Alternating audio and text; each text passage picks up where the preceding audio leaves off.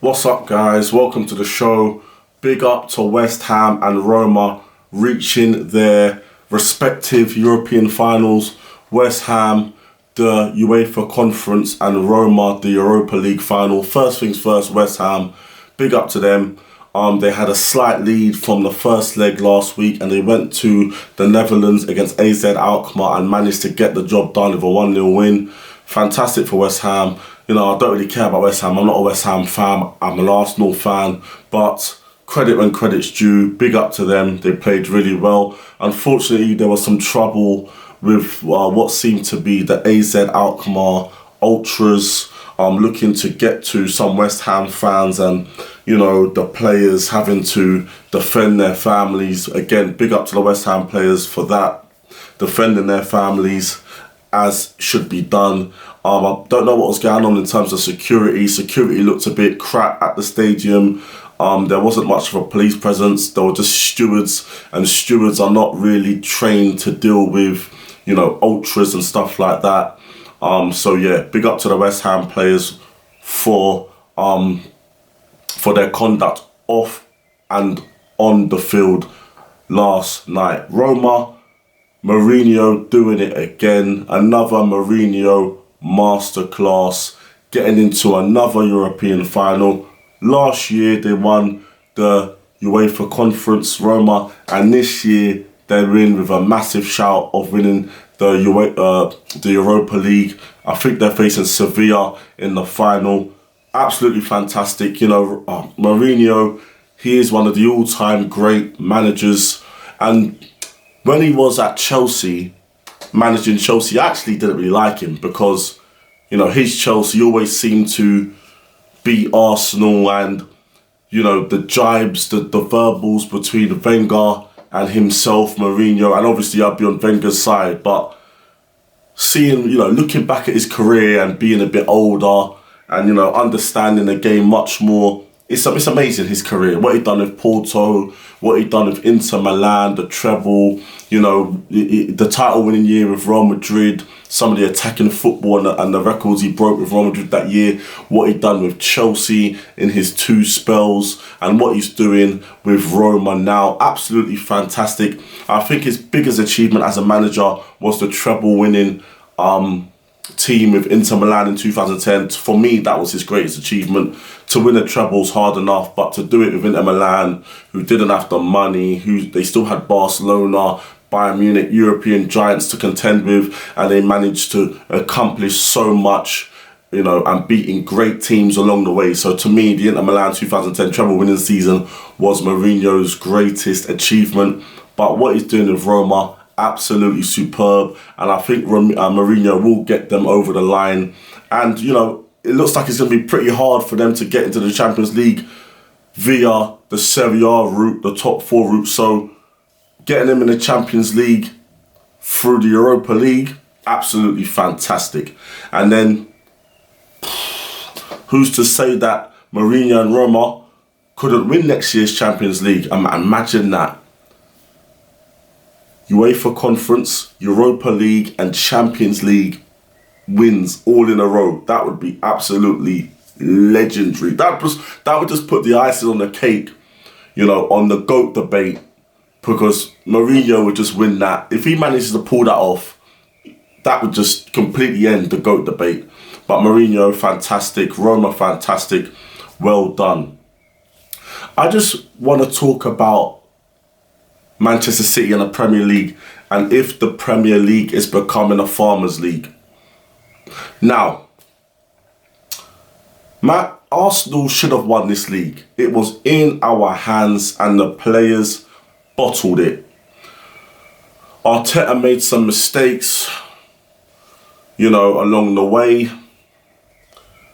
Not dropping players when they should be dropped, dropping players when they shouldn't be dropped, not rotating enough. I'm a massive advocate for rotation.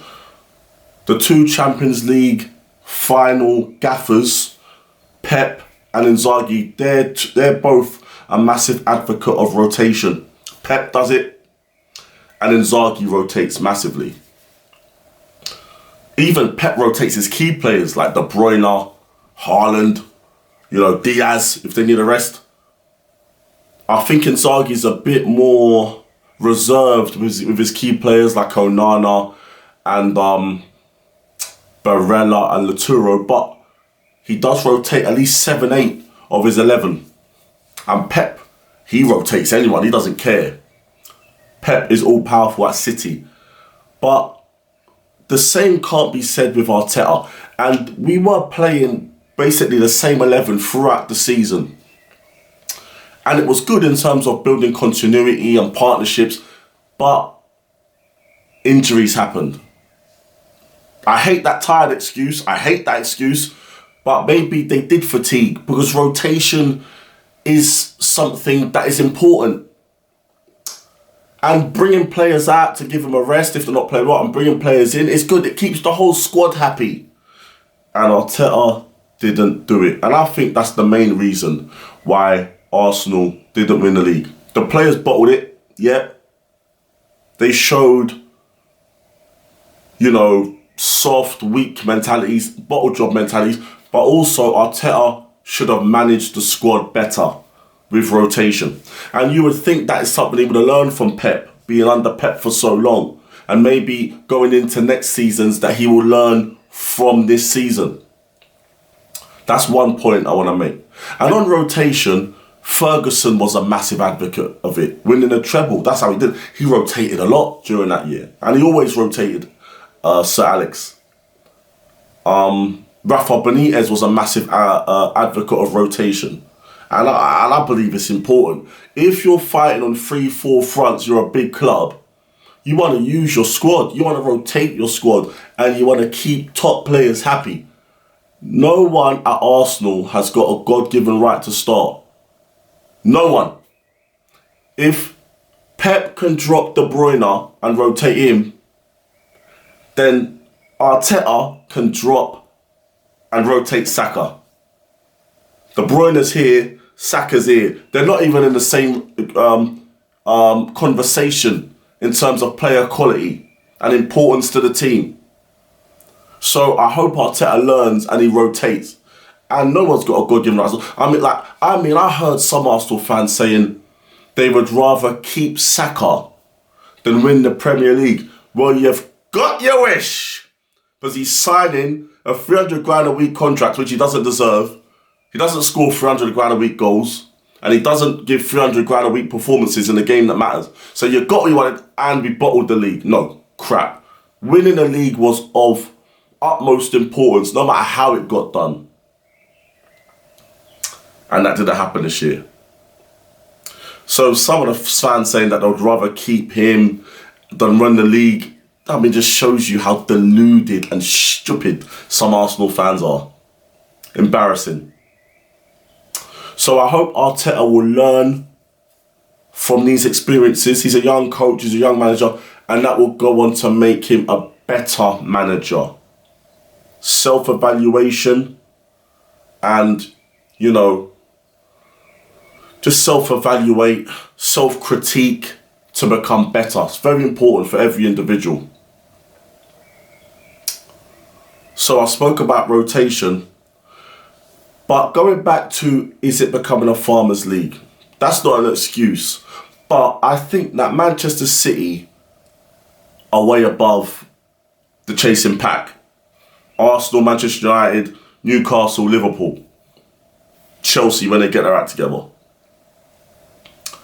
And how does that gap get closed? Arsenal had a massive opportunity because they were playing out their skin and City were, stumbling, starting, and then all of a sudden they found their groove. That's it. Bang. But for future, how does that gap get closed? Investment. The only way it's going to happen is, number one, ruthlessness, and number two, investment. Now, Pep is ruthless. He doesn't care who you are. João Cancelo, one of the best left back in the Premier League, you're gone. Foden, star boy of City, dropped.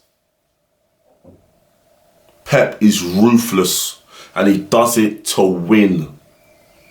Good investment as well. Buying bargains like a Kanji, he was a bargain. Good scouting. Now, you would think Arteta would know Pep more than anyone and the City structure. Replicate that at Arsenal. Spend the money and also get the bargains like Akanji, Nathan Ake, get the bargains. Scout properly. Be ruthless. Be ruthless. City dropped their star boy for most of the season, even when he was fit. If Saka is playing bad or having an off spell, he must be dropped and pulled off. I don't know if I've said this already. Massive investment until you get the world-class players and a world-class squad. And then once you've done massive investment for how many windows it takes, you sell players and you get players in. You learn how to run the club with a bit more, not just spending massive. You can sell a top player to get another top player, or, that's how you do it. But first, to get the world-class squad, you need to spend the big money. Once you've got the world-class squad in place, then you can evolve it like City do without having to spend so much. But they evolve it. And if there's a remarkable player like a Grealish, you spend the money if needs be. But you have to spend big for the next couple of transfer windows. And also sell to spend. I might have covered this a little bit. But if there's a player that has a massive value in the market, but you can get another player with that money, or two players with that money, like what Liverpool did with Coutinho, selling Coutinho and getting Alisson and Van Dijk, you do that. That's why you have best of class professionals in these football clubs, so you can make these sort of decisions to take the club to the next level. And for Arteta himself, becoming a better manager and managing the squad. Pep manages his squad amazingly to keep them motivated, to give, how they've got the energy at this stage of the season to put in performances like they are, amazing. So, I don't think it's a Farmers League yet. If City win it again next year, maybe you could start saying that. But the rest of the chasing pack have a lot of work to do.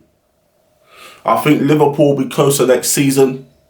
Newcastle, we have to see. We don't know how they're going to cope. Manchester United, we don't know what's going to happen with the takeover and such and such. Are Arsenal going to invest big, or is this just more talking nonsense like they have in the past? But I do think Liverpool are going to try their best to close the gap with City, because it's been Klopp and Pep that have been fighting tooth and nail over the last 5-6 years. And I think Liverpool are going to be hurt by this season and they're going to come back big. So that's my base, that's my sixpence on it. That's what I think. That's my views on it. And yeah, that's it. As for the weekend's games, there ain't much to talk about really. City are going to win. It would be nice for Arsenal to win their last couple of games, so at least they end the season on a high. But it looks pretty certain that City are going to win this Premier League.